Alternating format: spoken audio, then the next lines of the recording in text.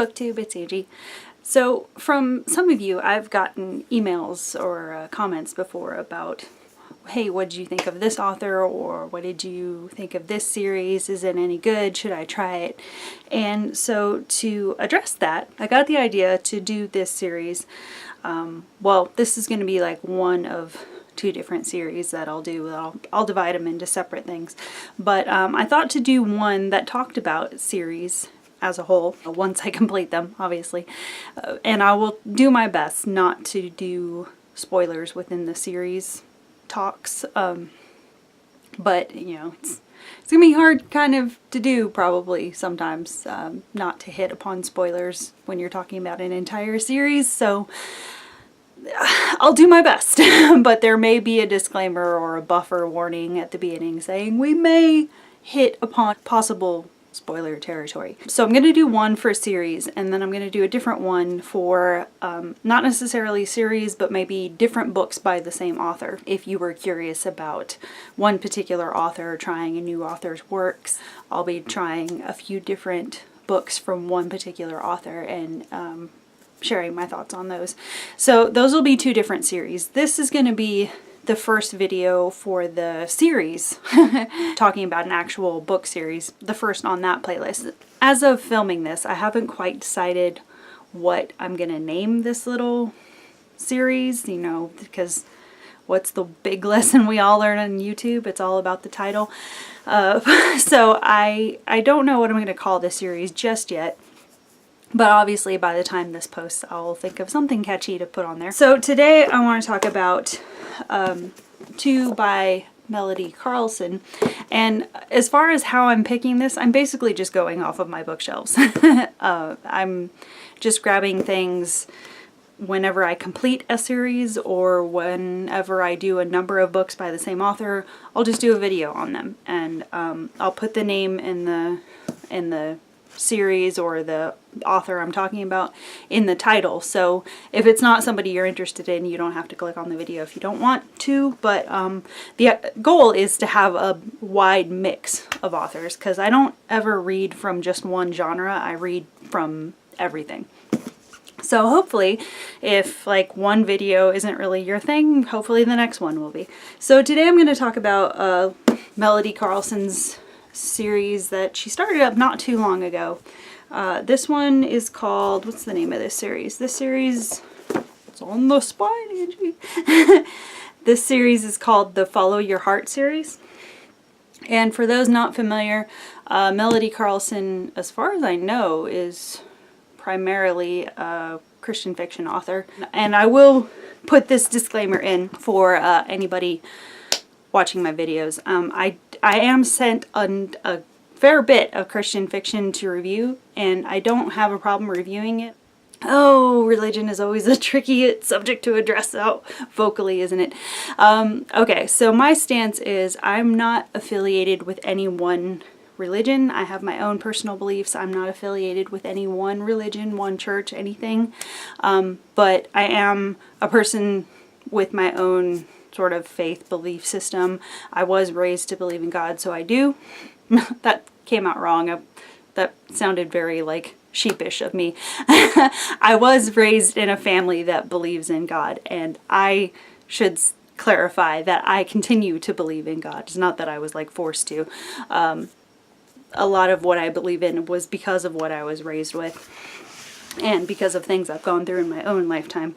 So I don't mind reviewing Christian fiction, but I myself do not like it when it gets overhandedly preachy and shoves it down your throat, because even though I came from a family of pretty religious people, actually, you know, my grandfather was actually in seminary school shortly before he met my grandmother.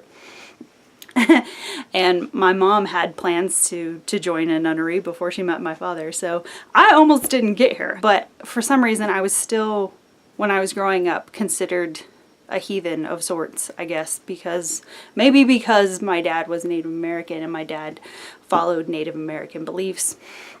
But I came from a very open background where everybody was taught to hey, here's all the information out there in the world, make your own choices, make your own decisions.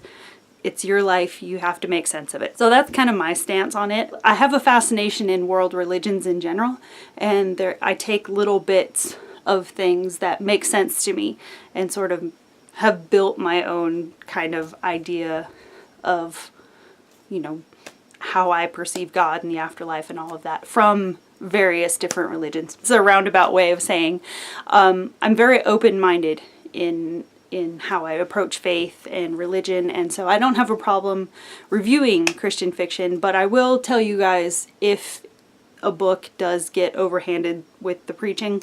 I have a number of Christian fiction authors that I actually do really enjoy that are not heavy-handed and do really amazing stories, and I, you know, have no problem promoting them. But just don't be afraid if I say, oh, this is a Christian fiction author. Don't be afraid that I'm about to preach at you, because I'm not. And I will warn you if the text is pretty heavy-handed with the religious aspect. If that is something you want to avoid, have no fear. I will warn you if it is heavy-handed. I am just approaching these from a story point of view, a writing point of view. I'm putting the religion aside. Except to, you know, give you a heads up if it's very heavily theologically based. Okay, enough of that rant. Okay, let's start with book one. As far as I know, there's just 2 out in this series right now. I'm not quite sure. Sorry, I feel like there's something in my eye here.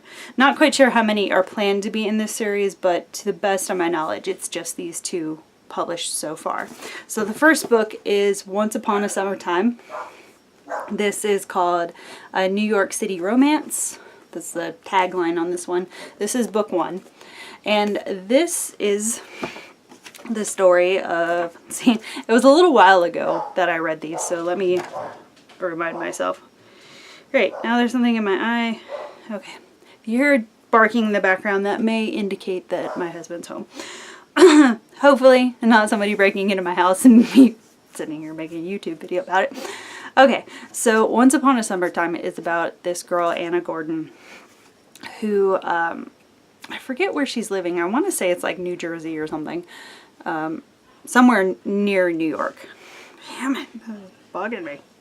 Okay, and Anna has grown up with this big idea to, her goal has always been to work her way up in hospitality and eventually own or operate like a boutique hotel type place. She wants to live in one of those big areas like New York or Chicago or something that has, you know, big vibrant nightlife and all that. So she goes to college, studies hospitality management, gets her degree in it, and unfortunately when all these people she went to school with, she hears about them going off on and getting all these amazing jobs all over the world in different hotels and all these international locations. Her grandfather gets sick and I believe passes away, and so shortly after she finishes her degree program, instead of going off and, you know, finding her dreams and all of that, she's stuck staying in her hometown taking care of her grandmother because her parents, I believe, are both deceased. And so she lives with her grandmother. Her grandmother is going through a pretty tough grieving process, so Anna decides to stay back in her hometown, and she takes a job at the only hospitality job she can find in town, which is at the Value Lodge, which is like the local motel, and it's like one of those Fleabag motels. But you know, she's kind of like in this bloom where you're planted kind of mentality, and she tries to make the best of it. She gets into a situation where I felt for her in this because I've had the kind of position that she's talking about. Not necessarily working in a Fleabag motel, but the situation she finds herself in. She is hired to be the manager of this establishment, and she's left with all these lazy ass mofos running the place as her maintenance staff, her housekeeping staff. And everybody on staff is just doing the bare minimum to get their paycheck, not having any pride in what they're doing. They're just there for the hours.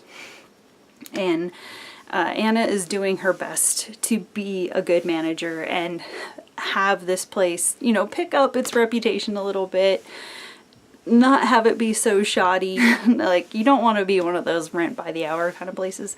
And so she gets in this situation where she finally calls out one of the guys that's working.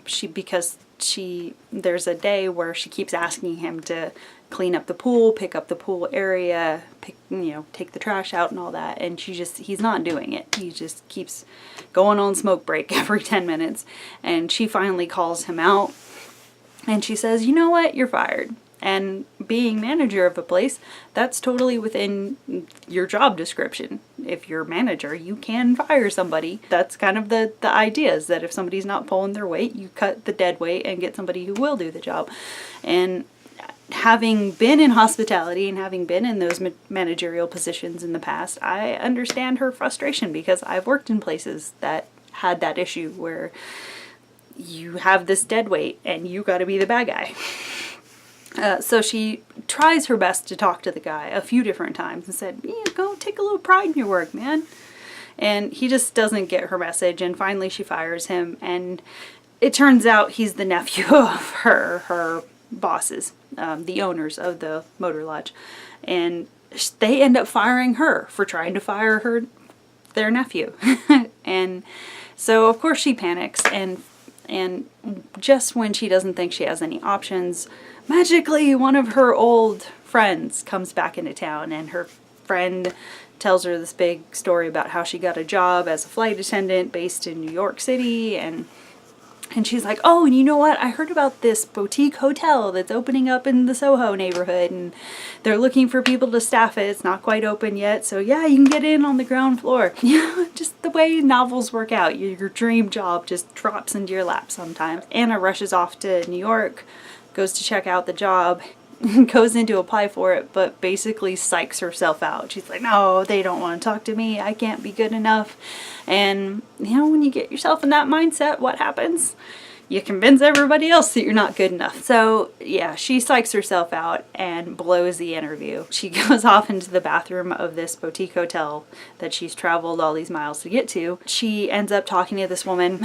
Again, magically, she runs into this prime situation where she gets into this conversation with this woman, and the woman turns out to be the co-owner of the hotel and the wife of the guy that just turned down Anna for the managerial position. But the wife decides, hey, I think I'm going to hire you as my housekeeping staff manager. So she does end up getting a managerial position, but like number 2 manager. A little disappointed, little bit of a knock to the pride, but she takes it because it's better than going back to, you know, her hometown where there are 0 prospects now. And then she finds out that the guy that was given the job she applied for was none other than her old friend Sean, who is now back from a job he was working where he was managing a hotel in Ireland. And so now he's come to this hotel, and again she takes another knock to her pride, but then once she sees him in action and learns of his experience, she realizes that nobody's really better suited for the job, so she feels better about that. The story just kind of progresses from there about how they end up working together and trying to get this boutique hotel off the ground. That's largely the bulk of the story, and of course there's a romance worked in. I didn't give this one a super high rating. It had elements I did like. I liked the background of you know, the fact that it took place in a sort of behind the scenes look of the hotel industry, which I think doesn't get worked into a lot of books, but having worked in that industry myself, I can say there are a lot of funny situations that go down, a lot of really gross situations that go down, and it's just, it actually is an entertaining environment to write a story in, but it doesn't get used that often for some reason. Everybody's too busy making their characters like investment bankers and ad execs or something. So I did like that the hospitality industry was used as a background. I thought that was kind of unique. And I liked the fact that it took place in New York and in the Soho neighborhood. And I liked the fact that Sean and Anna did little trips around New York, so it gives the reader some of the history of New York. So in one part of the book, there's a scene where Anna is doing a tour through St. Patrick's Cathedral and describing all of her feelings and looking at the architecture and all that. I liked that scene. And then they also take a trip to Ellis Island, which I thought was really cool. And they get into this kind of cool discussion about immigration and what that means, and you know, coming from different places and working for what you want and all that. They just cover a lot of really cool topics when they hit up the history of New York. I liked the fact that the story of Annie Moore was worked in. And if you're not familiar, Annie Moore was a 17-year-old Irish woman who is documented as being the very first person through Ellis Island's doors once it opened as the immigration office for the U.S. or, like, you know, for that area. I liked that was worked in, so I liked the history and the environment. And I will say that I liked Carlson's use of secondary characters. She writes secondary characters pretty well. A lot of interesting background on them. My issue with this was her main character development was a little bit slack for me. Anna was boring as fuck, y'all. She was so boring. She had no personality for me. And Carlson, in her background for Anna, tries to write it in as well. Anna has this personality because she's trying to make up for her parents' poor life choices, and so she puts a lot of pressure on herself to be perfect and all that. And I'm like, she can be that and still have a personality though, but this girl is like, she has no sense of humor, she has no flair to her, she takes everything everybody says uber literally, and it drives me crazy. And she didn't seem like she would be a fun person to hang out with, but of course when she and Sean are together, he acts like she is the most amazing creature on earth, and she's just this mystical being of wonderment, and I'm just like, what are you seeing? I don't get it. I would be bored to tears in this person's presence. So yeah, their friendship didn't really click with me. But like I said, I liked the secondary characters, and I did like the character of Sean. I just didn't really get why he kept falling over Anna the way he did. So there was a lot to the main bulk of the story that I found kind of bland in this one, but it saw potential. So then I moved on to book 2 in the series, which is All Summer Long. I was actually sent this one for review, so I had to go get the first one just in case there were crossover characters, but as far as I can tell, there's not, so you can read these as standalones. This one is a San Francisco romance, so I'm guessing if the series is going to continue, they're going to be romances in other major cities. So this one has to do with Tia D'Amico, who, again, I want to say it was like maybe New York, New Jersey area that she starts from. Comes from a big Italian family, I think. And she's fresh out of culinary school. She's been working at her uncle's or her dad's restaurant. I think it's her dad's restaurant. And she agrees to take a job in San Francisco helping her aunt renovate this vintage yacht from like the 70s, I think. And her aunt has plans to turn it around and update it, make it really nice and luxe inside, and then make it kind of like a floating restaurant slash event boat that like you can rent out for cruises and stuff. So she goes out to San Francisco to do that, and pretty much right when she gets there, her uncle falls ill with heart trouble, gets rushed to the hospital, and it turns out he has a major blockage and has to go in for bypass surgery. So her aunt is pretty much held up at the hospital, and her aunt pretty much says, sorry, but the renovation's going to be largely on you and the captain, I guess. And she's like, that's cool, we'll work it out, because obviously, you know, if he needs to be in the hospital, he needs to be there, and you need to be with him. So it turns out that the captain of the ship turns out to be this guy, Leo, who Tia actually knows from earlier in her life. The last time she saw Leo, they were teenagers together at a sailing camp. And the last day of the sailing camp, as everybody was getting off the boat for the last time, Leo decides to give Tia her first kiss. And then walk out of her life for however many years now. And I want to say the characters, like Tia and Leo, they're in their like mid to late 20s now. They're both college graduates and everything. And so now she sees Leo again, all grown up. And of course, for a minute, she's like, oh, this is kind of exciting. Maybe we can pick up where we left off. And what does he open with? I'd like to introduce you to my fiance. And then this book turns into like one of those cutesy rom-coms where Tia meets the fiance, and of course the fiance girl is nothing like Leo. They don't seem to have anything in common. They fight all the time. Nobody understands why these two are together.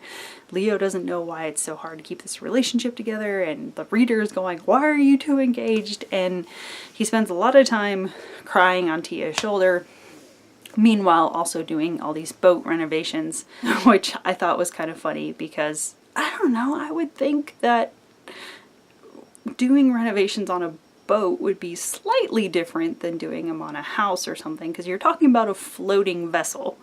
And I was wondering how these two are so skilled in that kind of carpentry when one is boat captain and the other one is out of culinary school. I'm wondering where they learned boat craftsmanship in the middle of all that. But yeah, it's just those two renovating this boat, apparently up to code. And yeah, that's the bulk of the story, is them renovating this boat and Tia being there to be a shoulder for Leo to cry on over his poor life choices, even though the reader is pretty much just saying, for God's sake, man up. But this second one was actually much better. Again, the secondary characters were really strong, really fun. The environment was a really good time. I like the fact that it had to do with, that it took place on a boat and on the bay, San Francisco Bay. I mean, I can't ask for a much more scenic setting for a story than that. I will say Carlson picks some good environments for these stories, and she does write, again, good secondary characters. I don't know what's happening with main characters though.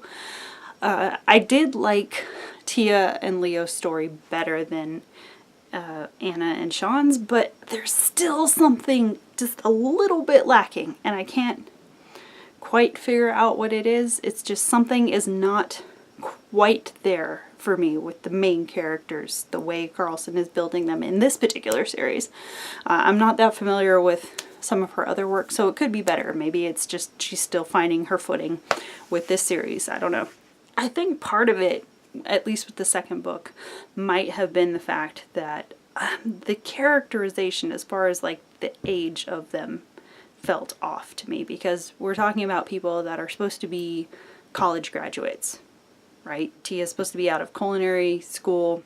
I think Leo is supposed to be like a couple years older than her. I don't remember the exact age of them, but like I said, I think they're like mid to late 20s. But the way they speak and the way they act in the story, the way they interpret and process their emotions and stuff, they still feel like they're stuck in that 14, 15-year-old range. Like, one of the big things that stood out to me was there's a scene where they're describing Tia kind of losing it over the fact that Leo is with this other girl, engaged to this other girl, and Tia's crying over it.